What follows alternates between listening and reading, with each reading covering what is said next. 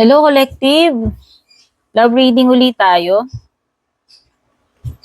Timeless po ito Kahit anong petsa makarating sa inyo, anong petsa ko pa to in-upload. Lahat po ng reading ko, love readings ko ay timeless.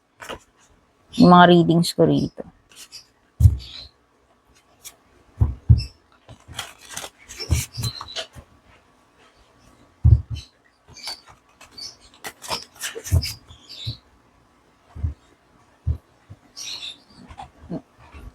Okay, dahil ito ay collective reading lang, pwedeng sa iba sa inyo, nangyari na to, yung iba nangyayari na or mangyayari pa lang. Hindi ko po control dyan.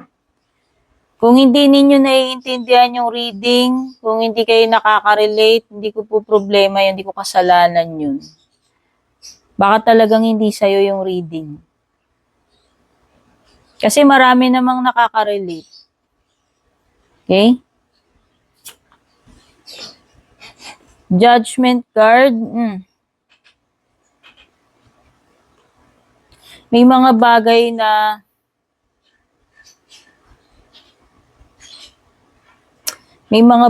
hindi nare-realize dito sa connection ninyo. Okay? Hindi ko alam kung sino sa inyo magulo isip.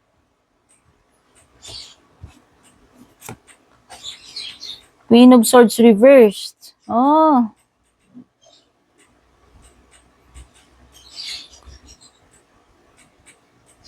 Oo, may mga bagay dito na dapat harapin pero hindi hinaharap.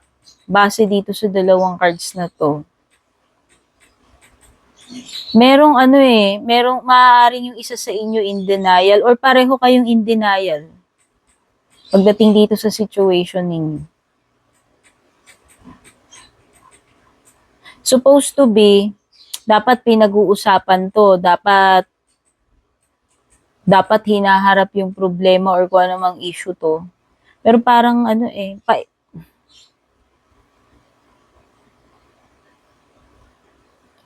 meron something na iniiwasang tanggapin yung truth dito sa situation.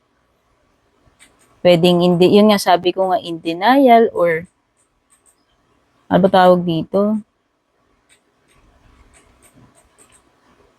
Ayaw harapin or iniiwasan yung painful truth.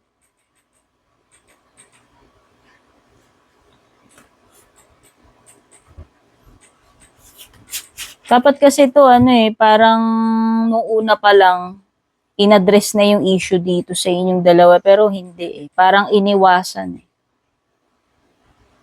Meron ding energy dito para paulit-ulit na sinasabi sa akin na dapat noon pa pinutol yan, dapat noon pa kinat off yan, pero hindi ginawa. Kasi merong someone dito sa inyo na in denial.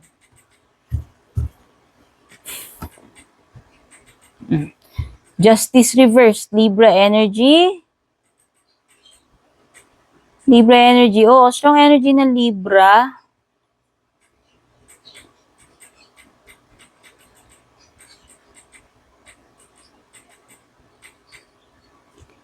Baliktad yung justice mo. So, sa tingin ko, pwedeng merong something dito na biased or nagiging unfair. Sino man sa inyong dalawa yan. Ayun. Kung sino man ito kung kanino man patungkol tong message na to, dito sa card na to, hindi mo deserve to. Hindi mo deserve or hindi niya deserve yung treatment na nakukuha niya dito sa connection na to, sa relationship na to.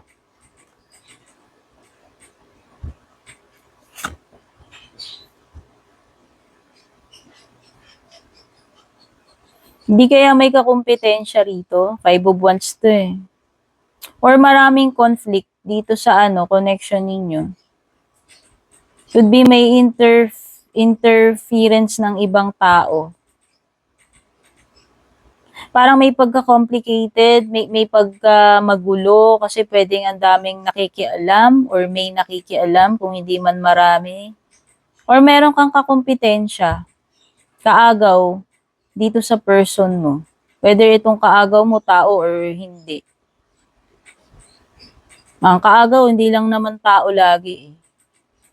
O baka mas mahalaga sa kanya yung pagbabarkada, o mas mahalaga sa kanya yung trabaho niya, or mas mahalaga sa kanya yung pagbabanda niya, etc., etc., kung ano man. Ano man to. Kung sino man, kung kanino man yung may kakumpetensya, sa side mo ba? May kakumpetensya ba siya sa side mo, or may kakumpetensya ka sa side niya? Para kasing ano eh, ang nafe-feel ko rito, parang this kind of relationship, itong person na ka-deal mo, parang kailangan mo na lang compete palagi para lang sa attention or oras na itong person na to or affection niya, which is actually unfair kung tatanungin mo. With the justice card yun, evident yun dito. Kasi kung talagang importante ka, may special place ka dito sa person na to, you don't have to compete all the time para lang makuha mo yung oras niya, yung attention niya, yung respeto niya, affection niya, love niya, etc. Devotion niya, charot. Yun yung napipil ko eh. Kaya nga, this is a relationship, this is a person na hindi mo deserve kung ikaw yung nakakaranas ng ganun, na mga binanggit ko dito sa tao na to. Okay?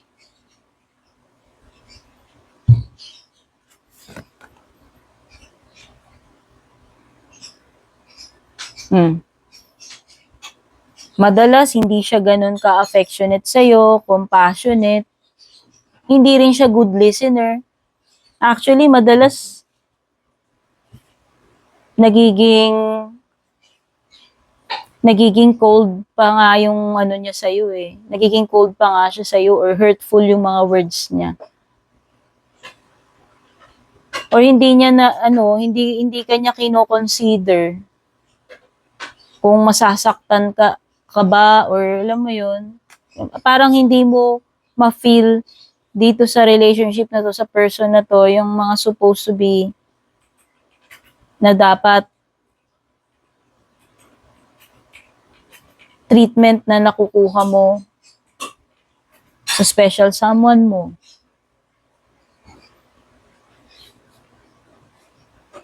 Oh, by the way, itong kombinasyon netong King and Queen of Swords ay counterpart dapat to, divine counterparts. Kaya lang baliktad sila eh.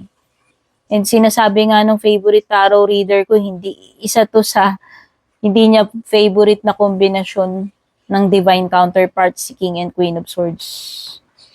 Baka pareho kayong air sign? Oo, strong energy ng air signs to eh. Baka. Or pareho kayong maraming air signs sa chart ninyo.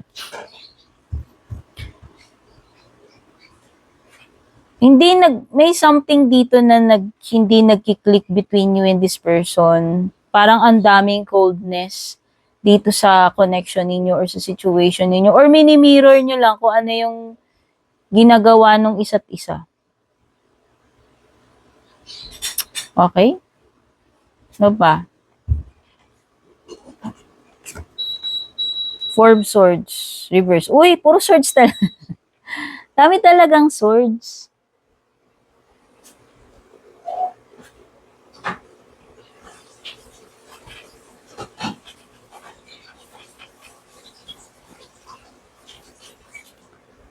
Actually, nag-take a break na nga kayo yata sa isa't isa nito eh, no? Nag-cool off na ba kayo? Or nagkaroon ba kayo ng time ng detachment sa isa't isa? Pero nang nakikita ko dito is, nung nakita ko to, lumitaw to, patingin ko. Parang meron something na sinasabi dito, kailangan nyo nang basagin yung silence kung matagal na kayong nananahimik pareho or nagkakaroon ng cold treatment. Meron something dito na kailangan nyo nang harapin, pag-usapan. Kumbaga parang, ano ba talaga? No? Or maybe the waiting period is finally over. Pwedeng yun yung ibig sabihin nito.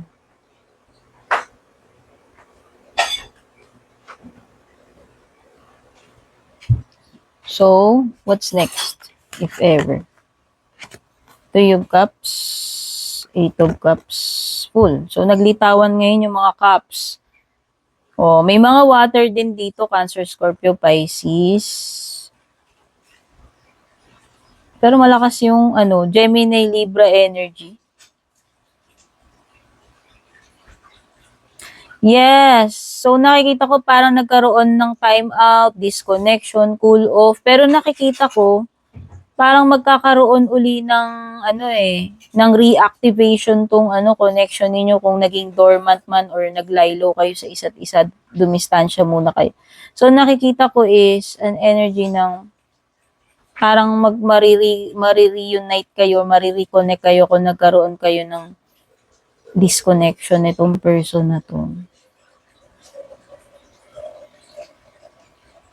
Oo.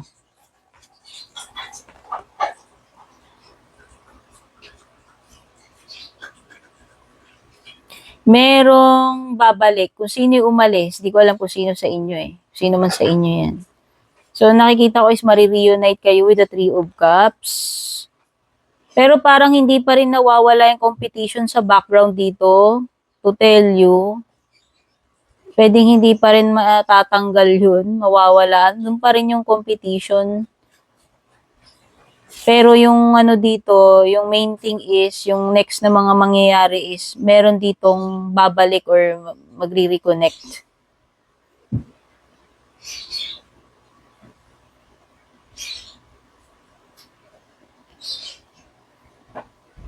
Full card reversed is parang merong hesitant na rito eh. Hindi ko alam kung sino na yung nag-aalangan sa inyong dalawa. Or it could be na ito yung pwede nga sinasabi na ito. Oo, nandun yung parang magkakaroon uli ng start, marireunite kayo, marireconnect kayo. Pero parang walang kasiguraduhan ako na feel with the full card reversed. At isa pa, parang yung isa dito sa inyo, yung energy is parang hindi ganun ka-willing na mag-take na ng risk pa dito sa connection na to. Ayan, kasi parang meron ditong hindi na ganun ka-interested, ka-happy. Yes, merong Actually, parang yung isa dito baka naka-move on na or nasa stage na ng moving on. Pero yun na nga, may babalik. Okay, so yun yung na-pick up po mga energies dito sa reading nyo. Thank you so much for dropping by para manood ng reading ko. If you're new, don't forget to like or follow. Pa-leave na lang ng comment or reaction dyan kung nagustuhan mo yung reading. Private readings nakalagay dito somewhere sa screen. Or dumiretso kayo sa one and only Purple Teen official FB page ko yung may check verified. God bless po,